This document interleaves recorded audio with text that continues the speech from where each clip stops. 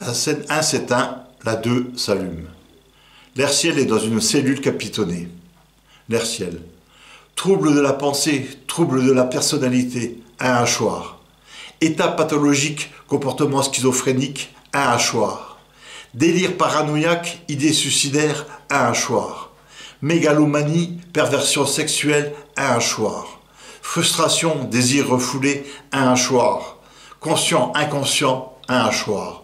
Instabilité caractérielle, un hachoir. Un jour, il y a longtemps, j'ai lu dans un journal qu'un psychiatre avait agressé son confrère parce que celui-ci ne voulait pas croire que la fin du monde était proche. Toutes les nuits, je m'endors, dans le lit des morts. Leurs souvenirs sont gravés au fond de nos pensées.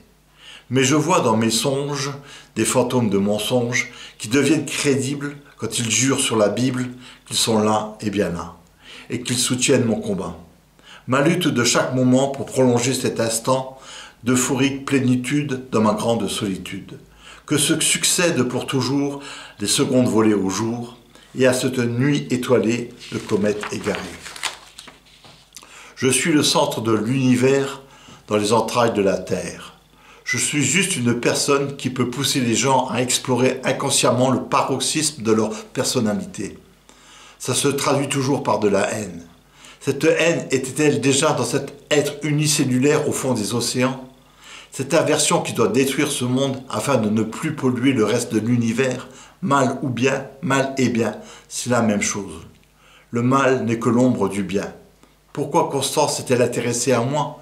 L'intrigue, la pitié, je n'ose dire l'amour, quelque chose en elle ou quelque chose en moi, je ne sais pas. Cette capacité que j'ai d'influencer les êtres m'en a éloigné. Ils ont tous peur d'eux-mêmes, de cette chose en eux qui les pousse à aller toujours plus loin jusqu'à la destruction finale. Je ne fais qu'accélérer le processus d'autodestruction que possède chacun. Et moi, qui suis-je? Le centre d'intérêt d'une femme, de plusieurs êtres? On peut dire tellement de choses sur un être humain que c'est tentant d'en être un. L'Herciel descend de la scène, parcourt le théâtre, puis reste debout, immobile. L'Herciel. Mon cerveau, mon âme et mon instinct sont sur une scène. Mon âme vole dans les airs. Elle tente d'entraîner les deux autres en hauteur, mais ceux-ci décollent de quelques centimètres et retombent lourdement sur le sol. Le voyage proposé par l'âme est vite oublié. Mon instinct se dirige vers un cul à roulette. L'âme et le cerveau essayent de le capturer, mais trop tard. L'instinct aux commandes du postérieur parcourt la scène le long en large de plus en plus vite. Après 1,7 éternité, le cerveau arrive à déloger l'instinct et lui dit « Viens te joindre à nous pour défendre une noble cause. Nous avons besoin de ta grande force. » Mais l'instinct lui met une baffe et demande à l'âme « T'en as baisé combien, toi ?» L'âme ne répond pas. Essayant de trouver un juste milieu, le cerveau réplique « Ce n'est pas la quantité qui compte, mais la qualité. » Après au moins 3,4 éternités de conflits incessants, et voyant qu'ils n'arriveront à rien faire tous les trois ensemble, les protagonistes essaient d'organiser un planning d'occupation de la scène, mais là encore, ils ne tombent pas d'accord. L'âme veut plus d'heures vu son haut niveau spirituel, le cerveau réclame plus d'heures à cause de son bon sens et à ses capacités à concilier le physique et l'esprit.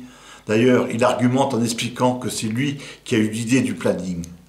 L'instinct revendique avec plus grand nombre d'heures afin que sa force soit la plus performante possible. Bref, ils ne s'entendent pas et ils occupent toujours la scène à eux trois, se querellant infiniment jusqu'à l'affaissement du plafond. Trois entités se disputant le pouvoir sur une des scènes du théâtre de l'existence.